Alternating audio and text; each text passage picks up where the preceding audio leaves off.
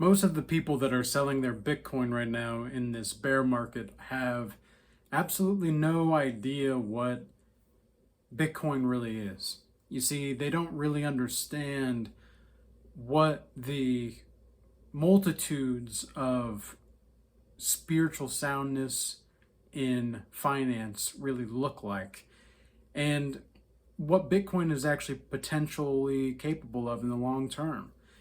And I am not worried in the slightest. In fact, any true Bitcoiner, now I'm not a Bitcoin maximalist or whatever like that. I'm not one of those all in on Bitcoin, but I do think that there's a lot of value to Bitcoin, and I do think that you're silly to not actually be seeing the bigger picture here with Bitcoin. And it seems to me like a lot of these people need adult diapers or emergency chocolate or, some kind of Bitcoin survival kit because, look, I opted into Bitcoin at a relatively later time. And it was only when I started to understand it was when we started to kind of have this bear market per se. But the thing is I'm not worried about the bear market at all. I'm not concerned about it. I know that whatever Bitcoin I have is what exactly I have. If I have 1 ounce of silver, I have 1 ounce of silver. That 1 ounce of silver is never going to change. It's just like if I have 0.0001 Bitcoin, it's never going to be different. I'm always going to have 0.0001 or whatever it was, right? I'm always going to have that number of Bitcoin. And that's the beauty, I think, of Bitcoin, and that's the beauty of this whole system that is mathematically sound. And yes, there are potentials with issues with it because there's a lot of speculation on whether or not that the AI could actually hack into people's Bitcoin wallets on exchanges and whatnot in the near future. And this is one of the reasons why I don't advocate for you to have your money on the exchange other than what's necessary, because ultimately, I think you're missing the point of Bitcoin if you're just buying and not using the Bitcoin out in the world. The Bitcoin was designed to be a peer-to-peer cash system. Now, what exactly does that mean? It means that you kind of have to use it transactionally in order for there to be utility of it. And I think that that's something that many people are forgetting about Bitcoin, is that it's not meant to just be an asset to hold. It's an asset that can be treated as a currency and vice versa. So the real challenge for you here is going to be determining just how much you want to opt out of the fiat system. I think a lot of people are still slaves and they don't even realize that they're slaves. They want to sell their Bitcoin right now for what? Fiat that's continually going down for years and years and years. Yeah, Bitcoin's pretty volatile, and there's no doubt about that. But what do you think? You think that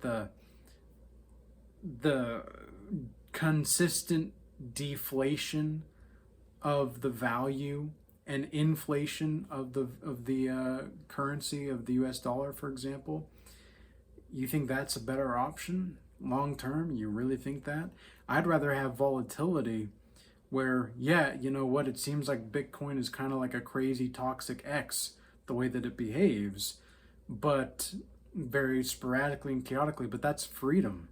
That's part of the cost of freedom, is there's no real certainty in freedom. That's kind of the whole point of freedom, is that there is no certainty. And even when you have certainty, uh, it's sometimes a falsehood. It's sometimes a falsity. And of course, you want to mathematically guarantee outcomes as much as possible, like in business, for example. But the only way that you can truly do that is if you really consistently generate results and show results, and you are performance based. And that's exactly what Bitcoin is it's just out in the open.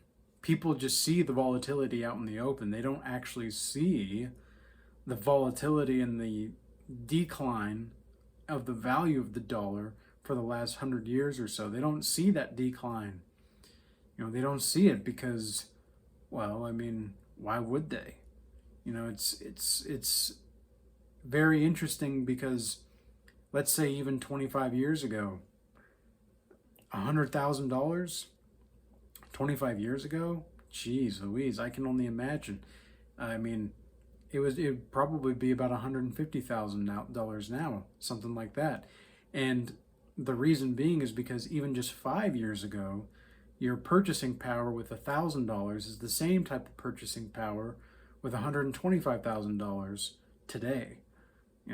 In November of 2025 compared to November of 2020, well, the value of your dollar and your purchasing power has continually decreased, and everybody else who's racking up more debt and everything like that, it's fine. Everybody's fine.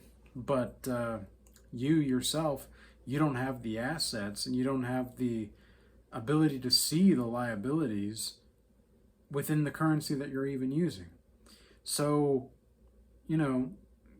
hold on for dear life, right? Hodl or hodl or whatever you want to do to pronounce that. I think it's hodl. I know some people are going to be like, it's hodl, bro. Tomato, tomato, man. Tomato, tomato. I like saying hodl more, or hodl. Hodl, hodl, whatever it is, it doesn't matter. It doesn't matter. People get too caught up with that kind of stuff.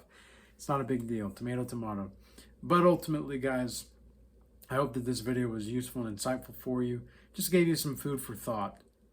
We chill out, have a conversation about Bitcoin, and grab a little bit of emergency chocolate or whatever and watch the world do its thing. The world doesn't need to be an indicative stimuli for you and your internal state of calmness and peace. You can be the effect. You can be the cause, rather, and the effect on the environment around you just by your calmness and your coolness and your collectedness dealing with this kind of stuff. So with all that being said, peace. Until next time.